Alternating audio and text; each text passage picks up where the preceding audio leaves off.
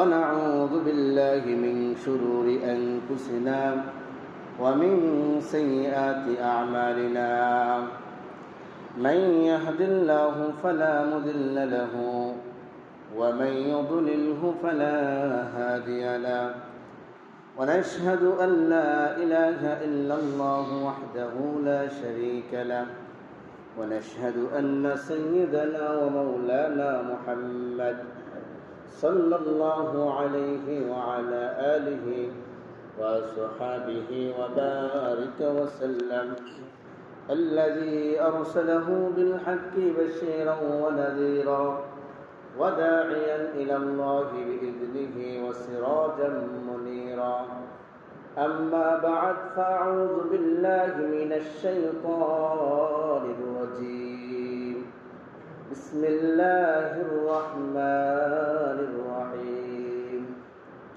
لقد من الله على المؤمنين إذ بعث فيهم رسولا من أنفسهم صدق الله المولانا العظيم قال رسول الله صلى الله عليه وسلم من صلى عليه واحدا صلى الله عليه عشرا أو كما قال النبي عليه الصلاة والسلام إن الله وملائكته يصلون على النبي يا أيها الذين آمنوا صلوا عليه وسلموا تسليما اللهم صل على سيدنا مولانا محمد وعلى آل سيدنا مولانا محمد اللهم صل على سيدنا مولانا وعلى آل سيدنا مولانا যেখানে থাকা যেভাবে থাকা নূর নবীজির দুরূদ ভুইল না নবীজির দুরূদ না ভুলিলে নবীজি তোমায় ভুলবে না আল্লাহুম্মা সাল্লি আলা সাইয়্যিদিনা মাওলানা মুহাম্মদ ওয়া আলা আলি সাইয়্যিদিনা মাওলানা লা ইলাহা ইল্লাল্লাহ লা ইলাহা ইল্লাল্লাহ লা ইলাহা ইল্লাল্লাহ লা ইলাহা ইল্লাল্লাহ লা ইলাহা ইল্লাল্লাহ লা ইলাহা ইল্লাল্লাহ লা ইলাহা ইল্লাল্লাহ মুহাম্মাদুর রাসূলুল্লাহ সাল্লাল্লাহু আলাইহি ওয়াসাল্লাম আলহামদুলিল্লাহ মহান রব্বুল আলামিনের দরবারে শুকর ও সুজুদ যে আল্লাহ তাআলা আমাদেরকে আজ ঈদুল আজহার দ্বিতীয় দিন জুমার দিন ফজিলতের দিন গুরুত্বপূর্ণ একটি দিন আল্লাহ তাআলা আমাদেরকে রহমতের বরকতের দিনে দুনিয়ার মধ্যে হাজারো ব্যস্ততার মধ্য থেকে হাজারো কাজকর্ম থেকে আল্লাহ তাআলা আমাদেরকে যাচাই বাছাই করে আল্লাহর ঘরে মসজিদে আসা বসা এবং 2 রাকাত 4 রাকাত নামাজ আদায় করার তৌফিক দান করেছেন। এই জন্য আমরা অন্তরের স্থল থেকে জবান খুলে উচ্চ আওয়াজে কালিমাতুশ শুকর আদায় করি আলহামদুলিল্লাহ। আজকের আলোচনা বিষয় হলো দুরূদের ফজিলত সম্পর্কে। আজকের খুতবার আলোচনা দুরূদ সম্পর্কে। যেহেতু মক্কা থেকে মদিনার মধ্যে হাজী সাহেবরা যাবেন, রাসূল করিম সাল্লাল্লাহু আলাইহি ওয়াসাল্লামের শানে দুরূদ ও সালাম পেশ করবেন। অতএব আমরাও নিজের জন্মস্থান বাংলার জমিন থেকে আমরাও যেন বেশি বেশি করে নবী সাল্লাল্লাহু আলাইহি সাল্লামের উপরে দরুদ ও সালাম বেশি বেশি করে পাঠ করতে পারে, সেই সম্পর্কে আমাদের জানা থাকতে হবে। জানা যদি থাকে তাহলে আমাদের আমল আসবে, মানা আসবে, করতে আমরা পারবো ইনশাআল্লাহ। আল্লাহ পাক রব্বুল আলামিন কুরআনুল কারীমের যে আয়াতের ভিতরে বলেন, লাকাদ মান্নাল্লাহু আলাল মুমিনিনা ইয বা'আথা ফীহিম রাসূলাম মিন আনফুসিহিম। আল্লাহ তাআলা নিজ নিজ গোত্রের মধ্যে কোন যে কওম জাতি যাহারা ছিলেন, নবী দুনিয়া নবুয়তের দায়িত্ব পাওয়ার আগে তাদের অনুসারী যাহারা ছিলেন, তাদের প্রত্যেকেই পথভ্রষ্ট ছিলেন। কি ছিলেন ভাই? পথভ্রষ্ট ছিলেন। আমাদের নবীজি পৃথিবীতে আসার আগমনের আগে আগে ওই জাতিটা একেবারে পথভ্রষ্ট ছিলেন। ঈসা আলাইহিস সালাম পৃথিবীতে আসার আগে আগে ওই জাতি পথভ্রষ্ট ছিলেন। নূহ আলাইহিস সালাম পৃথিবীতে আসার আগে আগে ওনার উম্মতরা পথভ্রষ্ট ছিলেন। এই রূহুল্লাহ হযরত ঈসা আলাইহিস সালাম বলেন, হযরত ইয়াহইয়া আলাইহিস সালাম বলেন, দাউদ আলাইহিস সালাম বলেন, সমস্ত উম্মতরা পথভ্রষ্ট ছিলেন। কি ছিলেন? পথভ্রষ্ট ছিলেন। কিন্তু আল্লাহ তাআলা এই পথভ্রষ্ট পথ হারা মানুষগুলোকে পথ প্রদর্শন করার জন্য ইয বা'আথা ফীহিম রাসূলাম মিন আনফুসিহিম ইয়াতলু আলাইহিম আয়াতিহি, তাদের মধ্য থেকে আল্লাহ তাআলা একজনকে নবী সিলেক্ট করে দিয়েছেন। তাদের মধ্য থেকে একজনকে আল্লাহ তাআলা কি সিলেক্ট করে দিয়েছেন? নবী সিলেক্ট করে দিয়েছেন। যেমন আমরা সমাজের মধ্যে 10 জন লোক যদি থাকি, এইখান থেকে আল্লাহ তাআলা একজনকে আলেম বানায় দেন। কেন আলেম বানান? তার কারণ হলো 10 জন মানুষ আল্লাহর সম্পর্কে জানবে না, ওই একজনকে আল্লাহ জানাইয়া ওই 9 জনকে আল্লাহ একজনের মাধ্যম দিয়ে বাকি আল্লাহর ভয় ভীতি হিসাব নিকাশ আইন কানুন সবগুলো আল্লাহ তাআলা জানায় দেন। ঠিক তেমনি উম্মতরা পথভ্রষ্ট থাকলে আল্লাহ তাআলা নবীদের মাধ্যমে কি তাদেরকে পথ প্রদর্শন করান। আমাদের নবীজি আমরা আমাদের একেবারে নিকট যে ঘটনা আমরা জানি, আমাদের নবীজি পৃথিবীতে আসার আগে ওই যুগটা ছিলেন আইয়ামে জাহিলিয়ার যুগ ছিলেন। কি ছিলেন ভাই? আইয়ামে জাহিলিয়ার যুগ ছিলেন। তারা কাবাকে বাইতুল্লাহকে সামনে রেখে পূজা করতেন। অশ্লীলতা যত রকম কাজকর্ম আছে, বিবাহ ছাড়া জীবনযাপন চালাইতেন। অপকর্ম অশ্লীলতার যে কাজগুলো আছে ওই জায়গার মধ্যে ছিল। তখন ওই যুগটার নাম হলো জাহিলিয়ার যুগ। আমাদের নবী আসার আগে যুগটা ছিল কি? জাহিলিয়াতের যুগ ছিলেন। যার কারণে আল্লাহ তাআলা বলেন এদেরকে বেশি ছাড় দেওয়া যাবে না। তাদের মধ্য থেকে আমি আল্লাহ তাআলা আগে পৃথিবী সৃষ্টি করার আগে আল্লাহ তাআলা নবীকে সৃষ্টি করে রেখে দিয়েছেন। এখন দুনিয়াতে আগমন করার বাকি। কারণ নবী দুনিয়াতে যদি না আসে এই উম্মতগুলো জাহান্নামী হয়ে যাবে। আল্লাহ তাআলা বলেন না, এদেরকে জাহান্নামী করা যাবে না, এদেরকে জান্নাতি করতে হবে। করতে হলে মাধ্যম লাগবে। মাধ্যম হলো নবী। আল্লাহ নবীর উপরে কিতাব নাজিল করেছেন। হযরত মূসা আলাইহিস সালামকে আল্লাহ কিতাব দিয়েছেন তার পথগুলো তার অনুসারী উম্মতদেরকে পথ প্রদর্শন করার জন্য। ঈসা আলাইহিস সালামকে আল্লাহ ইনজিল কিতাব দিয়েছেন পথ প্রদর্শনের জন্য। হযরত দাউদ আলাইহিস সালামকে জাবুর কিতাব দিয়ে দিয়েছেন পথ প্রদর্শনের জন্য। এইভাবে আল্লাহ তাআলা সমস্ত নবীদেরকে কিতাব দিয়ে দিয়েছেন। যেন এই কিতাব, কারণ মৌখিক কথা তো মানুষ বিশ্বাস করতে চায় না। কারণ আমরা যে কোনো কথা বলি, এখন যদি কোনো কথা বলতে যাই এই সম্পত্তি একটা জায়গাকে বলি এটা আমার সম্পত্তি, এখন মানুষ মুখের কথা বিশ্বাস করবে না, বলবে এই সম্পত্তি যদি তোমার হয়, এই জায়গাটা যদি তোমার হয়, দলিল পেশ করো, কাগজ পেশ করো, খতিয়ানা পেশ করো, যদি পেশ করতে পারো এটা তোমার। এই জন্য বলেছেন মানুষকে যখন দ্বীনের দাওয়াত দ্বীনের কাজ বলবেন তখন মানুষগুলো বলবে মুখের কথা বিশ্বাস করি না, এর প্রমাণ কি? এই জন্য আল্লাহ বলেন প্রমাণ হিসেবে আমি কোরআন দিয়ে দিয়েছি। সুবহানাল্লাহ, কোরআন হিসেবে কি দিয়ে দিয়েছি? কোরআন কারীম দিয়ে দিয়েছি। এই জন্য আল্লাহ বলেন ইয বা'আথা ফীহিম রাসূলাম মিন আনফুসিহিম ইয়াতলু আলাইহিম আয়াতিহি, আমি তাদের উপরে কিতাব নাযিল করে দিয়েছি। আমি কিতাব দিয়ে দিয়েছি। এই কিতাবকে তারা দেখে দেখে এই কিতাব থেকে তারা অনুসরণ করে আমি আল্লাহর হুকুমগুলো তারা পালন করবে। সুবহানাল্লাহ। এই জন্য ভাইরা আমার, আল্লাহ পাক রব্বুল আলামিন কোন নবীকে কিতাব ছাড়া পৃথিবীতে আল্লাহ তাআলা প্রেরণ করেন নাই। হযরত দাউদ আলাইহিস সালামকে আল্লাহ এমন কিতাব দিয়ে দিয়েছেন। এই দাউদ আলাইহিস সালাম যখন জাবুর কিতাবটা তেলাওয়াত করতেন, পেশ করতেন, এত কণ্ঠ আল্লাহ তাআলা দাউদ নবীর জবানের মধ্যে দিয়ে দিয়েছেন। সমুদ্রের মাছগুলো পর্যন্ত দাউদ আলাইহিস সালামের জাবর কিতাব শোনার জন্য এক জায়গার মধ্যে জড়ো হয়ে যাইতেন। আল্লাহ বলেন তার চাইতে হাজার হাজার গুণ, হাজার হাজার সুন্দর তেলাওয়াত হলো আল্লাহ পাক রব্বুল আলামিনের কালাম কুরআনুল কারীম। কি ভাই? কুরআনুল কারীম। যেই কুরআনুল কারীম আল্লাহ তাআলা কিয়ামতের পর্যন্ত পেশ করা হবে। তাওরাত কিতাব অস্তিত্ব এখন পৃথিবীতে নাই, জাবুর কিতাবের অস্তিত্ব পৃথিবীতে নাই। একটু কথা বলি আমরা, জাবুর কিতাবের অস্তিত্ব পৃথিবীতে নাই, ইনজিল কিতাবের অস্তিত্ব পৃথিবীতে নাই। আল্লাহ বলেন ইন্না নাহনু নাযালনা যিকরা ওয়া ইন্না লাহু লাহাফিজুন। এটা আমি আল্লাহ নাজিল করেছি, এটাই আমি আল্লাহ হেফাজত করব। এটা হেফাজত করব কখন? কিয়ামতের রাত পর্যন্ত আল্লাহ তাআলা মুমিন বান্দার কলবের ভিতর থেকে আল্লাহ হেফাজত করবেন। সুবহানাল্লাহ।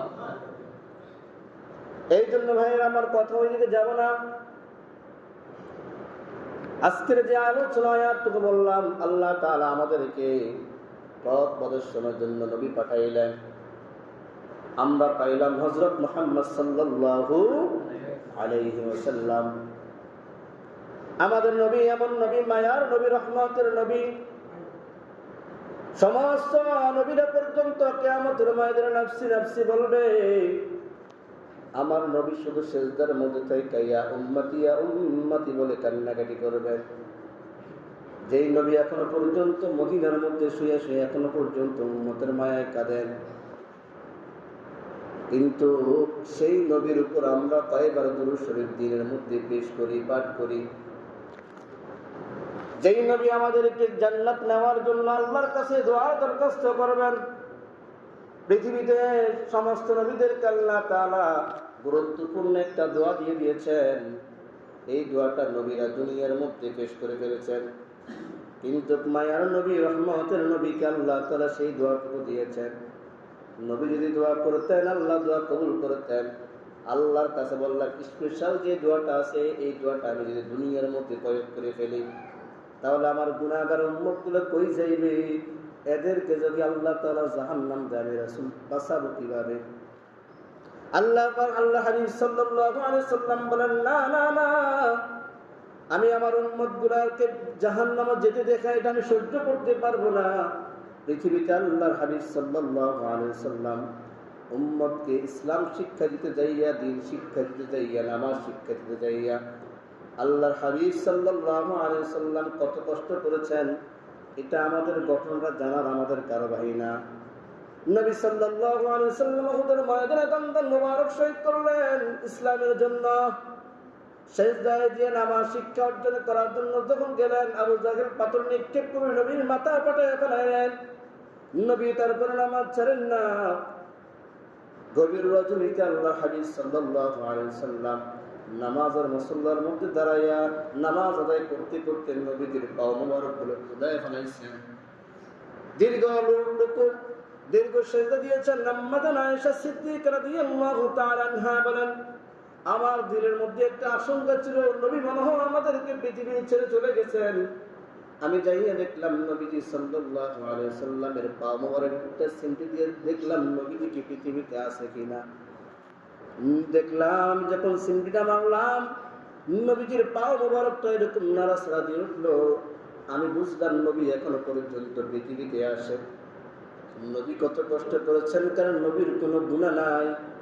নবীরা হলেন মাসুম, নবীদেরকে আল্লাহ তাআলা জান্নাত দিয়ে দিবেন। কিন্তু কেন তারপরে নবী কেন এই নামাজের মধ্যে থাকলেন, নামাজ করে পড়লেন? তার কারণ হলো আমার উম্মতগুলো কই যাবে? আমি রাসূল আল্লাহ পাক রব্বুল আলামিনের দরবারে আমল পেশ করে বলবে, আল্লাহ আমার ৬৩ বছর হায়াতের জিন্দেগীর মধ্যে আমি যে আমল করলাম, ওগো আল্লাহ এই আমলগুলো আপনার দরবারে আমি দিয়ে দিলাম, এর বিনিময়ে আমার সমস্ত উম্মতগুলোকে আল্লাহ জান্নাত দিয়ে দেন। সুবহানাল্লাহ। দেখছেন কত মায়ার নবী আমাদের জন্য এখনো পর্যন্ত। রাসূলের আরেকটি হাদিসে আসছে, কেউ যদি রাসূলের প্রতি দরুদ পাঠ করা হয়, মদিনায় যারা যাইতে পারেন, রাসূল বলেন আমার রওজার সামনে দাঁড়া যখন তারা দরুদ পাঠ করে, আমি রাসূল স্বয়ং সাথে ওই বান্দার ওই উম্মতের দরুদগুলো রাসূল আমি স্বয়ং পর্যন্ত শুনি নিজ কানে। আর যখন দূর থেকে নবীর জন্য দরুদ পাঠ করা হয়, আল্লাহ পাক রব্বুল আলামিন একদল ফেরেশতাকে নিযুক্ত করে দিয়েছেন। স্পষ্ট সহিহ হাদিসের মধ্যে আসছে, বললেন বান্দা জবান থেকে যখন সাল্লাল্লাহু আলাইহি সাল্লাম বের হয়, ওই একদল ফেরেশতা ওই বান্দার দরুদটা কে কার আগে ফেরেশতারা পর্যন্ত দৌড়াইতে থাকে আর নবীর কাছে যেয়ে পেশ করে বলে, ইয়া রাসূলুল্লাহ, ইয়া হাবিবাল্লাহ, অমুকের সন্তান অমুক আপনার প্রতি এতবার দরুদ পাঠ করলো। নবী বলেন, যারা আমার প্রতি দরুদ পাঠ করা হয়, আমি রাসূলের প্রতি, আমি রাসূল তার প্রতি জান্নাতে নেওয়ার কিয়ামতের দিন শাফাআত করা ওয়াজিব হয়ে গেল। সুবহানাল্লাহ। আল্লাহর হাবিব সাল্লাল্লাহু আলাইহি সাল্লাম বলেন, মান সাল্লা আলাইহি ওয়াহিদান সাল্লাল্লাহু আলাইহি আশরা, কেউ যদি একবার আল্লাহর হাবিব সাল্লাল্লাহু আলাইহি সাল্লামের উপর একবার দরুদ পাঠ করে, ওয়াহিদান কয়বার? একবার যদি দরুদ পাঠ করা হয় সাল্লাল্লাহু আলাইহি আশরা, আল্লাহ পাক রব্বুল আলামিন তার প্রতি 10 বার রহমত নাযিল করেন। শুধু এই পর্যন্ত তো হলে হতো।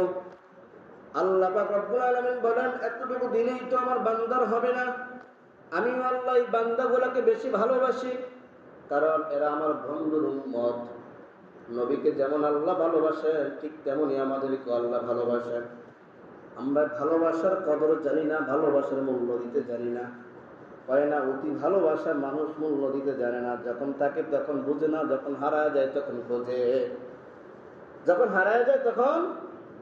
আর মুরব্বী বাবাদের কিন্তু জিজ্ঞেস করে দেখেন, যাদের দাঁত পেরে গেছে, যাদের দাঁত পেরে গেছে, বলা হয়, চাচা আপনার দাঁত পেরে গেছে কেমন লাগে? বাতিজা দাঁত পেরে গেছে, এখন বুঝি দাঁতের মর্মটা। দাঁতের মর্মটা এখন বুঝি। যদি ওই যৌবনের দাঁতটা যদি থাকতো তাহলে এত কত মজা হইতো। এখন পান চাবাইতে পারি না, মাছ চাবাইতে পারি না, কোনো কিছুই চাবাইতে পারি না। চাবাইতে গেলে মারিতে ব্যথা পাই।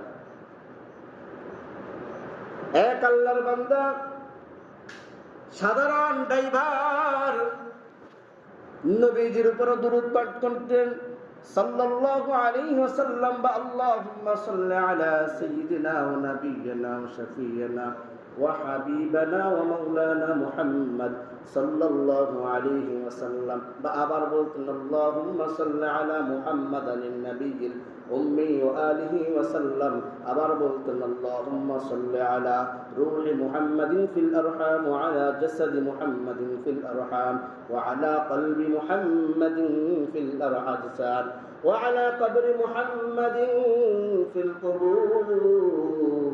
এইভাবে যখন বান্দা যখন দুরূদ রাসূলের উপর পাঠ করতেন, হঠাৎ গাড়ি চালাইতেছেন, বিপদের মধ্যে পড়ে গেলেন, মুসিবতের মধ্যে পড়ে গেলেন, চতুর্দিকে পানির কারণে রাস্তা দেখা যায় না, বান্দার গাড়ি আটকায় গেল। আটকায় যাওয়ার পর বান্দা দুরূদ পর্যন্ত ছাড়ে না। তার হেল্পারদেরকে বলে, তোমরা বাসায় চলে যাও, আমি এই জায়গার মধ্যে দেখি পানিটা সরে কিনা। বসে বসে বান্দা একা একা ওই ঘাড়ির মধ্যে বৈশা বৈশা রাসূলের উপর দুরূদ পাঠ করতেছেন। পাঠ করতে করতে হঠাৎ চোখের মধ্যে তন্দ্রা এসে গেল, ঘুম এসে গেল। এসে যাওয়ার পর বান্দা স্বপ্ন দেখলেন, 3 জন ব্যক্তি তাকে উদ্ধার করার জন্য আসলেন। একজন ব্যক্তি দূরের মধ্যে দাঁড়ায় ছিলেন, 2 জন ব্যক্তি কাছে আসলেন। আয়েশা তার গাড়িটাকে উঠাইয়া রাস্তার মধ্যে দিলেন। ওই আল্লাহর বান্দা জিজ্ঞেস করলেন, ভাই আপনারা কারা? আর যে দূরের লোকটা দাঁড়াই আছেন, ওই দূরের লোকটাকে বলতেছেন, আপনি যার উপরে দরুদ পাঠ করলেন ওই ব্যক্তি, উনি হলেন ওই জায়গার মধ্যে দাঁড়ায় ছিলেন। বললেন, কেন তিনি আমার কাছে আসলেন না? বলেন, আপনার মুখের মধ্যে রাসূলের সুন্নাহ দাড়ি নাই। যদি আপনি কোনোদিন রাসূলের সুন্নাহ দাড়ি রাখেন, তখন আপনার সামনে রাসূল নিজে আপনার সরাসরি দেখা করবে। বললেন, আপনারা কারা? বললেন, আমরা রাসূলের ডাইনে বামে যারা শোয়া ছিলাম আমরা হলাম তারা। সুবহানাল্লাহ। তিনি হলেন আবু বকর এবং ওমর ছিলেন। ওই ব্যক্তিরা রাসূলের প্রতি দরুদ পাঠ করতেন শুধু দাড়ি রাখার না রাখার কারণে। এটা একটা শিক্ষা আর কি, যে যেন রাসূলের প্রতি পূর্ণাঙ্গ ভালোবাসা মহব্বত যেন সৃষ্টি হয়।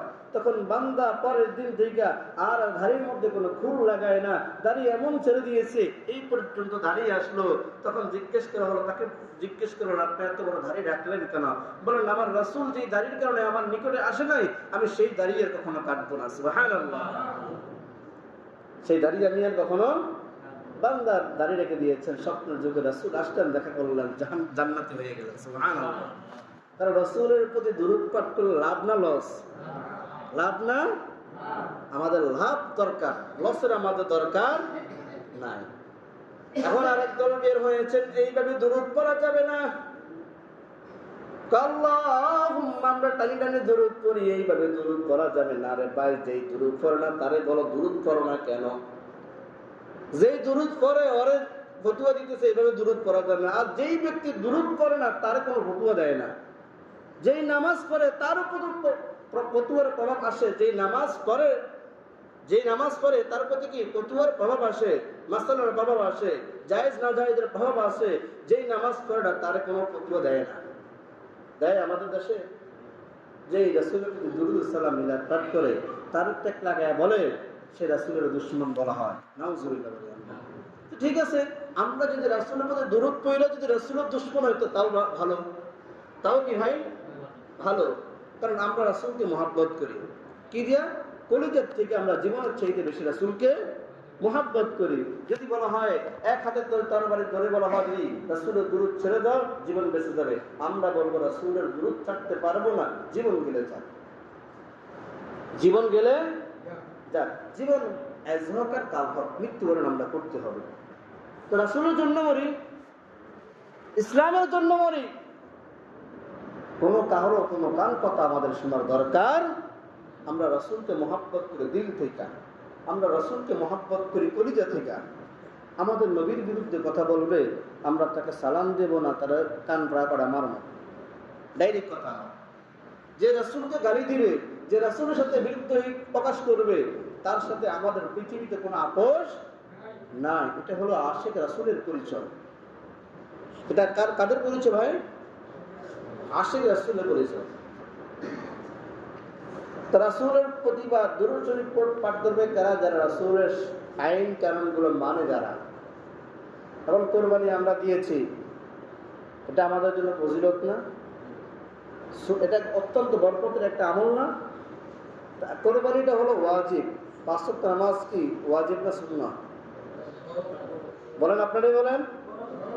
৫ ওয়াক্ত নামাজ কি ওয়াজিব না সুন্নাহ?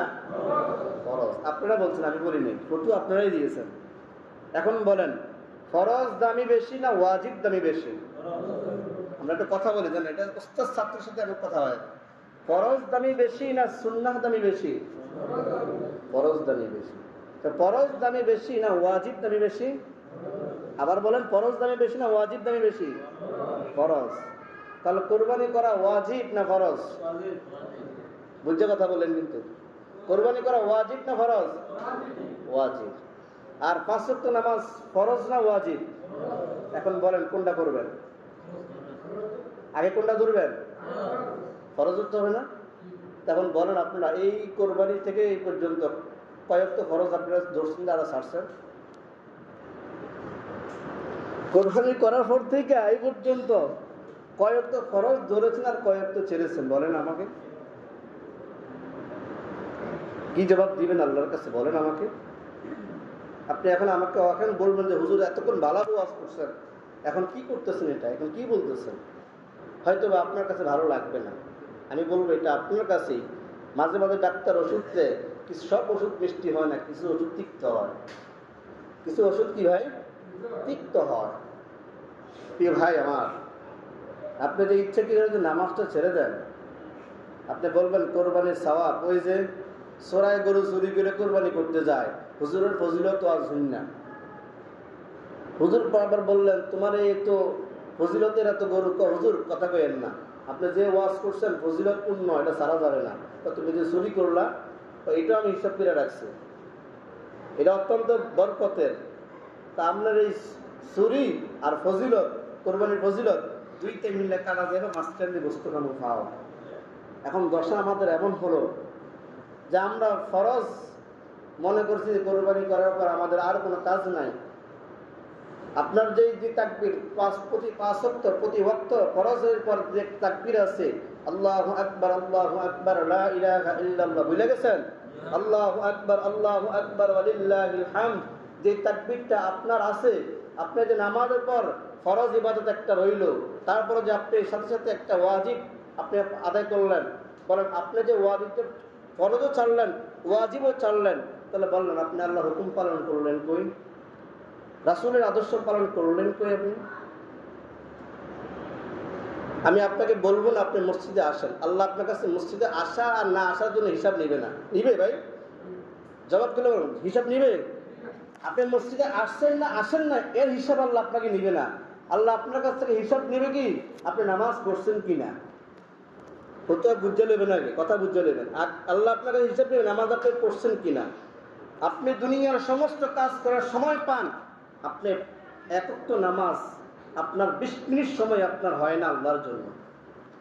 তাহলে আপনি চিন্তা করে দেখেন যে আমি আসলে কি যে আমল করি। আমরা সকলে জান্নাত যেতে চাই, আমরা সবাই কি জান্নাত যেতে চাই না? জান্নাত যাওয়ার জন্য যে কাজের প্রয়োজন সেটা আমরা কেউ করতে চাই না। সেটা চাই আমরা? চাই না। কারণ জান্নাত যেতে হলে দুনিয়াকে বাদ দিতে হবে, জান্নাত পেতে হলে নামাজ ধরতে হবে, জান্নাত পেতে হলে রাসূলের উপর দরুদ পাঠ করতে হবে, জান্নাত পেতে হলে হালাল হারাম ডিপেন্ড করে চলতে হবে, জান্নাত পেতে হলে অমুকের গরিবের হক নষ্ট করা যাবে না। এগুলো তো আমরা মানি না। ওয়াজ কিন্তু আপনারা এখন যদি বসাই দিয়ে এখানে ওয়াজ করা যান না, আপনারা আমার থেকে ভালো ওয়াজ করতে পারবেন আলহামদুলিল্লাহ, এটা আমার বিশ্বাস আছে। কিন্তু এই ওয়াজের মধ্যে আমরা কয়জনে আমল করি? আমল তো আমাদের প্রয়োজন না। আল্লাহর হাবিব সাল্লাল্লাহু আলাইহি ওয়াসাল্লাম বলেন, মাযা আলিমু ওয়া মাযা আমিলু, তুমি তোমার ভিতরে যতটুকু ইসলাম সম্পর্কে জ্ঞান আছে অতটুকু তুমি আমল করার চেষ্টা করো। অতটুকু আমল করার কি ভাই চেষ্টা করবো। তো ইনশাআল্লাহ ভাই নামাজ আমরা পড়বো, ওয়াজিব তো আমাদের থাকবে, সুন্নাহ থাকবে। ফরজ পালন করলে সাথে সাথে ওয়াজিব সুন্নাহগুলো আদায় হয়ে যায়। কারণ একটা ফরজ যদি আমরা পড়ি তার সাথে আমরা সুন্নতও পড়ি, করি না? এশার 4 রাকাত ফরজ পড়লে তারপরে সুন্নাহ পড়ি না, তারপর 3 রাকাত ভিতর পড়ি না, এটা ওয়াজিব না? ওয়াজিব হয়ে যাইতেছে না? আবার যদি ওয়াক্তীয় নামাজে আসে, আমরা যদি এই রোববার পর্যন্ত আসর পর্যন্ত এর ভিতরে নামাজ যদি আমরা আসি, তাহলে সালাম বিরানের সাথে সাথে আমাদেরকে একটা ওয়াজিব পালন করা হয়, আল্লাহু আকবার তাকবীরে তাসলিম, এটা আমাদের সাথে সাথে ওয়াজিব হয়ে যায় না? আল্লাহর হাবিব বলেন, কেউ যদি ইচ্ছাকৃতভাবে কেউ যদি ওয়াজিব তরক করে তাহলে সেই ব্যক্তি কবিরা গুনাহের অন্তর্ভুক্ত। এক হাদিসে আসছে একটা কবিরা গুনাহের জন্য 7000 বছর জাহান্নাম। এই হাদিস নিয়ে মতভেদ থাকলেও কিন্তু আপনি বলেন 1 সেকেন্ড আপনি আগুন তাপ সহ্য করতে পারবেন? পারবেন আপনি? যদি আপনি বাসায় যাইবেন, যাইয়া আমি আপনাকে বলি, যদি বাসায় যাইবেন একটা মেসলা গ্যাস লাইট হাতে নেবেন, লাইটার হাতে নেওয়ার পর আপনার এই একটা হাতের আঙ্গুল আপনি নেবেন, নেওয়ার পর লাইটারটা জ্বালাইবেন। যদি আগুনের তাপ যদি আপনি যদি আঙ্গুল সইতে পারে তাহলে আপনি নামাজ পড়ার দরকার নেই। কথা কিন্তু বুঝবেন আগে। আপনি যদি আগুনের তাপটা সহ্য করতে পারেন তাহলে আপনি আল্লাহর ইবাদত করার দরকার নাই। আর যদি বলেন না আমি সহ্য করতে পারি না, তাহলে আপনি আল্লাহর ইবাদত আপনি কখনো ছাড়ার বিধান আপনার কাছে কোনোটাই নাই। কারণ আপনি মৃত্যুর পর আপনার জাহান্নামে কবর আযাব আপনার জন্য জারি আছে। আপনি যে আজরাইল আসবেন, সে আজরাইল আলাইহিস সালাম, ইব্রাহিম আলাইহিস সালাম একদিন বলেন, আজরাইল তুমি যে মানুষের জান কবজ করো, বলো তুমি বেঈমানদের সামনে কোন রূপ কোন আকৃতি নিয়ে দাঁড়াও, তখন বলবে আপনি নবী সহ্য করতে পারবেন না। বললেন তুমি দেখাও। ইব্রাহিম আলাইহিস সালামের সামনে যখন আজরাইল আলাইহিস সালাম তার ভয়ঙ্কর রূপটা শুধু দেখাইলেন, ইব্রাহিম নবী বেহুশ হয়ে জমিনের মধ্যে পড়ে গেলেন। হুঁশ হাসার করে বলে, আল্লাহ আপনার কোন বেঈমান নাফরমানদেরকে 60-70 বছর এই শাস্তি দেওয়া দরকার নাই, জাহান্নাম দেওয়ার দরকার নাই। কেউ যদি আজরাইল আলাইহিস সালামের এই ভয়ঙ্কর রূপটা যদি একবার দেখে তার 60-70 বছরের সাজা এমনি সে পেয়ে যাবে। বুঝেন না এই কথা? বলেন মইরা গেলে তো মাটি দিয়ে রাখবে, কি হবে? কি হবে এদিন বুঝবেন। তা আপনাদেরকে পায়ে হাত দিয়ে বলুন, আপনারা যদি বলেন হুজুর আপনার পা আমাদের পায়ে ধরে লাগে, বললো হবে না। আর যদি বলেন এখনো ধরতাম, এখনো ধরবো, তবে ভাই আল্লাহর রাস্তায় আপনি নামাজ পড়েন। ঘরে পারলে ঘরেও পড়েন, মাঠে পারলে মাঠেও পড়েন, মসজিদে আইসা যদি পড়েন তাও আলহামদুলিল্লাহ। নামাজ পড়বেন তো ভাই? প্রতি ওয়াক্ত নামাজে 20 মিনিট আল্লাহর জন্য দিতে পারবেন তো? 5 ওয়াক্ত নামাজে আপনি 1 ঘন্টা সময় দিন আল্লাহর জন্য। 23 ঘন্টা 24 ঘন্টা সময়ের মধ্যে যদি 1 ঘন্টা আল্লাহর জন্য ব্যয় করতে পারেন রাসূলের হাদিসে আসছে আপনার 24 ঘন্টা আপনার আমলনামায় নেক আমল লেখা শুরু হয়ে থাকে। আল্লাহ তাআলা আমাদেরকে আমল করার তৌফিক দান করুন এবং বেশি বেশি করে দুরূদ পাঠ করব তো ইনশাআল্লাহ। আল্লাহ তাআলা আমাদের সবাইকে দুরূদ এবং নামাজ যে কথাগুলো বলেছি এগুলোর উপরে আমল করার তৌফিক দান করুন, আমিন। ওয়া মা তাওফীক ইল্লা বিল্লাহ। আমরা যারা পড়েছি 4 রাকাত কিবলা জুমা সুন্নাত করে নিই। সুস্টাফ করে দিই।